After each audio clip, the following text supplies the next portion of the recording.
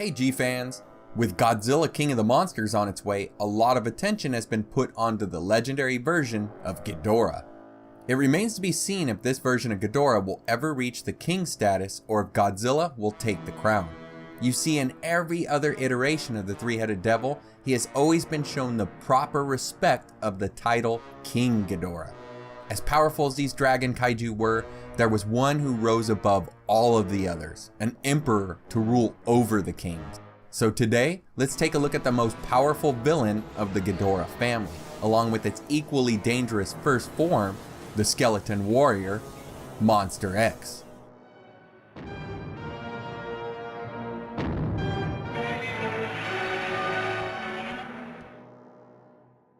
Monster X enters the kaiju arena standing at a height of 120 meters or 394 feet with a listed mass of 60,000 metric tons. That is until the demon transforms into Keizer Ghidorah, where it stands even taller at 140 meters or 459 feet and now weighs in at a staggering 100,000 metric tons. We can compare this to the Godzilla Final Wars, who stood at only 100 meters tall and weighed in at a mere 55,000 metric tons.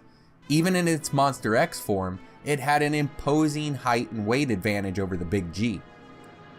Many fans compare Keizer Ghidorah to Des Ghidorah from the Rebirth of Mothra series, yet the Keizer dwarfs Des Ghidorah, standing at almost 3 times the height and 25% more weight. Even if the movie's not out yet, it should be noted that the legendary version of Ghidorah will stand even taller at 158 meters or just over 521 feet. While the animated King Ghidorah, well, that thing, it's just freaking huge. Monster X and Keizer Ghidorah both had their first and only movie appearance in Godzilla Final Wars. Sent as a last resort weapon by the Exilians, a race of space aliens, the kaiju made its entry by arriving onto the planet inside of the Gorath asteroid. For those unfamiliar with Gorath, it's a 1962 Toho film about a free-roaming star called Gorath that's on a trajectory to collide with the planet. I love how Toho uses their less popular films in the past in the Godzilla franchise, just like how we saw Dogora in the animated universe. In a massive display of power, Godzilla was able to stop the majority of the damage from the asteroid by blasting it with his atomic breath, but this only opened the egg, bringing Monster X into the fray. While fighting as Monster X, the kaiju would possess amazing durability and strength. No other kaiju in the film was able to survive a direct blast from Godzilla, yet Monster X took the hit in stride, getting knocked back, but not knocked down. He can fire yellow electrical beams from his eyes, an attack that goes by the name of Destroyed Thunder. This was shown to not only stagger Godzilla, but it also appeared to cause him great pain, something no other kaiju in the film was capable of. The gravitational beams were so powerful that they were able to lock with Godzilla's atomic breath, with both taking damage in the end. Although not capable of full flight, Monster X did show that it was capable of some form of levitation when descending from the asteroid. Once threatened enough, Monster X would transform into its second and likely final stage, that of Keizer Ghidorah. While in this form we would see what looks to be one of the Ghidorah species, yet this version has 4 legs like Des Ghidorah, yet it's said to be much more dangerous.